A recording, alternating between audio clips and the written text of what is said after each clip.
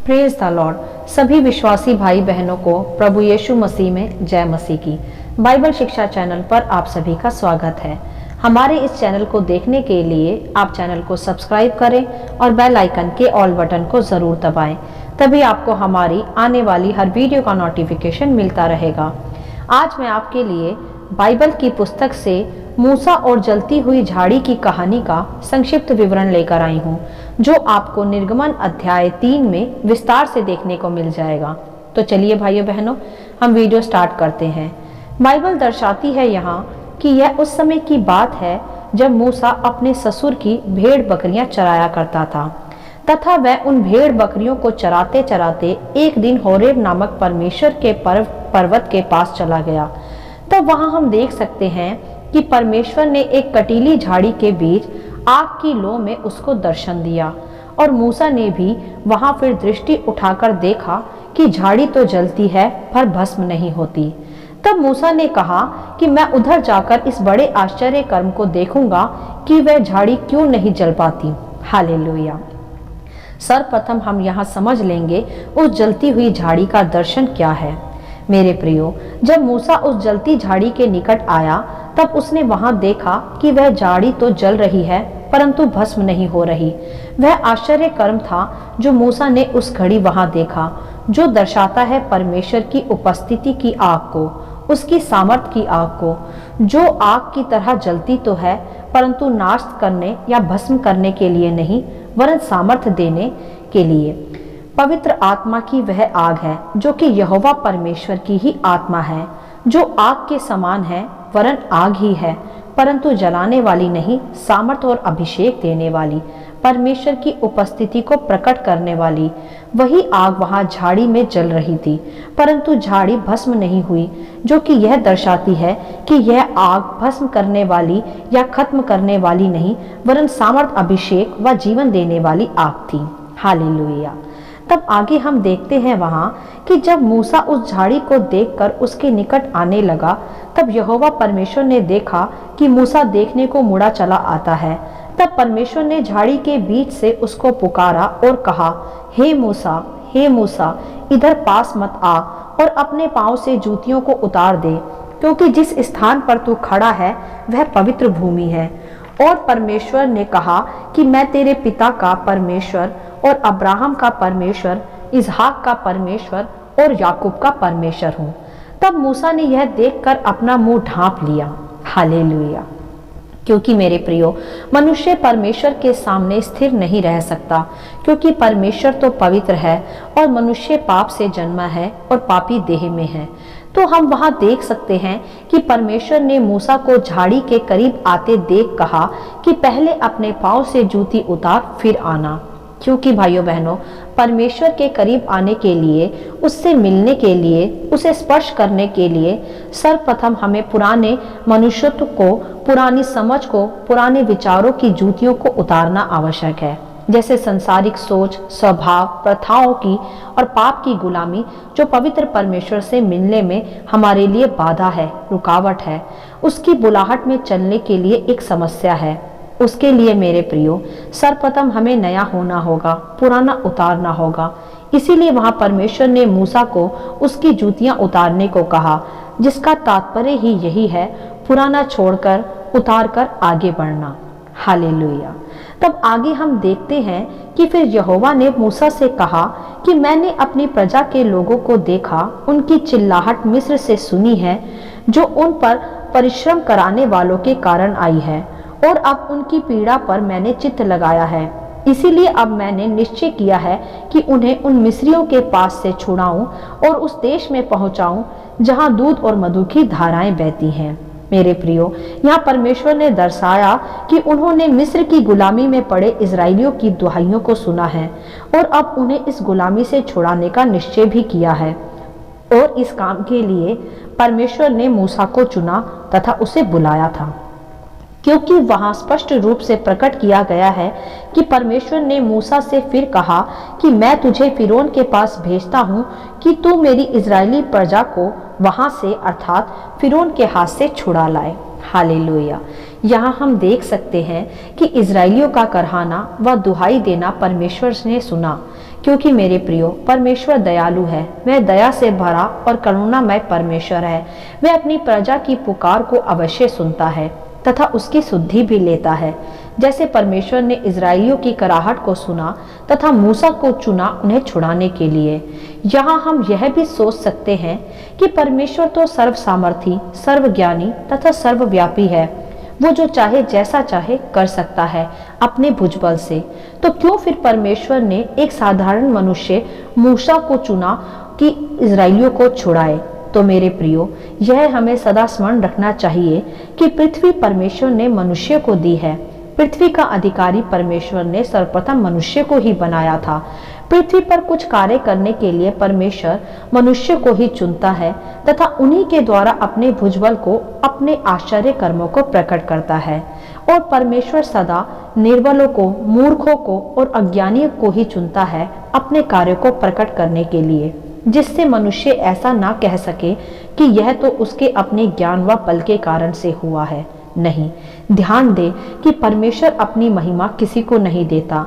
वह मनुष्य के द्वारा पृथ्वी पर कार्य जरूर करता है, उनके साथ साथ भी रहता है, परंतु अपनी महिमा को भी वह प्रकट करता है, जिससे देखने वाले कह सके कि निश्चय यह कार्य यहोवा ने ही किया है और यहोवा को छोड़ कोई परमेश्वर नहीं। हालेलुया। तब आगे हम देखते हैं कि यह आज्ञा पाकर मूसा ने परमेश्वर से फिर कहा कि जब मैं इजराइलियों के पास जाकर ऐसा कहूंगा कि तुम्हारे पितरों के परमेश्वर ने मुझे तुम्हारे पास भेजा है, तब यदि वे मुझसे कहें कि उसका नाम क्या है, तब मैं उन्हें क्या बताऊं? तब परमेश्वर ने मूसा को उत्तर दिया कि उनसे कहना कि जिसका नाम मैं हूँ है, उसी ने मुझे तुम्हारे पास भेजा है। और परमेश्वर ने कहा कि इजराइलियों से कहना कि सदा तक मेरा नाम यही रहेगा और पीढ़ी पीढ़ी में मेरा स्मरण इसी से हुआ करेगा। हालेलुया। यहाँ हम देख सकते हैं व समझ सकते हैं कि हमारे परमेश्वर का एक नाम यह भी है, मैं हूँ, अर्थात सदा काल तक हमारे साथ रहने वाला, सदा उपस्थित होने वाला, सदा साथ साथ चलने वाला मैं हूँ, ओमनी प्रेजेंट गॉड। हालेलुया। मेरे प्रियो, आज परमेश्वर हमें फिर से अपने होने का प्रमाण देता है इस अध्याय के द्वारा। आज फिर से परमेश्वर हमें हमारे साथ सदा चलने के विषय स्मरण कराता है कि हम इसे सदा अपने भीतर थाम कर रखें कि पवित्र व जीवित परमेश्वर आज भी हमारे साथ है, जो हमारी विपत्तियों में, हमारे दुखों में, हमारी निराशाओं में, हमारी पीड़ाओं में हमसे कहता है मैं हूँ।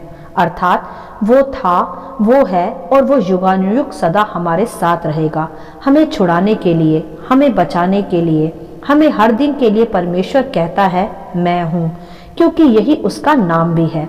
वह ऐसा नहीं कहता कि मैं था या मैं होऊंगा, वह कहता है सदा मैं हूँ तुम्हारे साथ, तुम्हारे पास। तो मेरे प्रियो, यदि आज आप अपने को निराश, हारा हुआ, टूटा हुआ महसूस करते हैं या आप किसी समस्या में कई वर्षों से जूझ रहे हैं, तो परमेश्वर आपको वायदा करता है कि वह आपके पास व आपके साथ है। बस आपको उसे पुकारने की आवश्यकता है। हालेलुया। जैसे इजराइलियों ने 400 वर्ष की गुलामी में रहते रहते जब परमेश्वर की दुहाइयां दी, उसे पुकारा, तो परमेश्वर ने स्वर्ग से उनकी पुकार सुनकर उन्हें उत्तर दिया मूसा को चुनकर, जो उन्हें अब छुड़ाने पर था। मूसा बोलने में निपुण नहीं था, वह हकलाता था, वह एक मामूली चरवाहा था, उसे कोई अस्त्र शस्त्र का ज्ञान भी नहीं था। फिर भी परमेश्वर ने मूसा को ही चुना, क्योंकि जैसा मैंने पहले ही बताया कि परमेश्वर निर्बलों में ही अपनी सामर्थ को प्रकट करते हैं, जैसा मूसा के द्वारा भी की, लाल समुद्र को दो भाग कर तथा इजरायली प्रजा को फिरौन के हाथों से छुड़ाकर।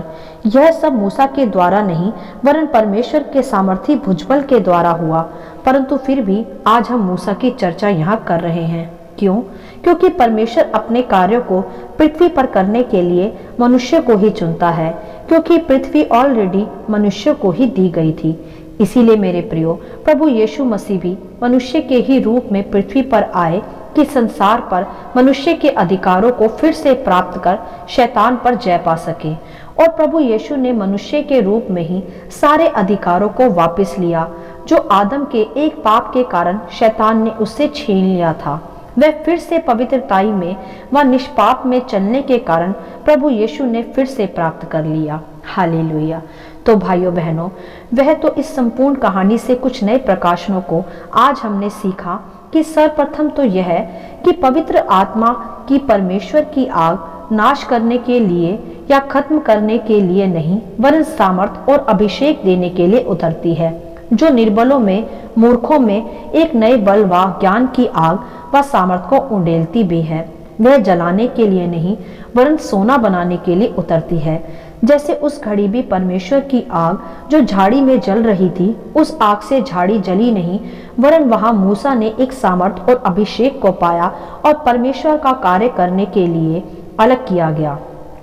और दूसरी महत्वपूर्ण बात जो हम इस अध्याय से सीखते हैं वह यह है कि परमेश्वर की उपस्थिति में आने के लिए, उसके सामर्थ्य व अभिषेक को प्राप्त करने के लिए और स्वर्गीय कार्यों में सहभागी होने के लिए सर्वप्रथम हमें पुराना मनुष्यत्व उतारना होगा, पुराने चालो चलन को छोड़ना होगा। तभी हम परमेश्वर के निकट, उसकी पवित्रताई के निकट आ सकते हैं, उसके सामर्थ्य अभिषेक को पाने के लिए, जिसके द्वारा हम हमारे लिए परमेश्वर की बुलाहट को पूरा कर सकें, उसकी योजनाओं के सहभागी बन सकें। जैसे मूसा को परमेश्वर ने कहा कि इस पवित्र स्थान पर आगे आने के लिए पहले अपने पांव से जूतियों को उतार डाल, जो कि यह प्रकट करता है कि परमेश्वर की पवित्रताई के निकट आने के लिए सर्वप्रथम पुराना हमें उतारना व छोड़ना है। हालेलुया।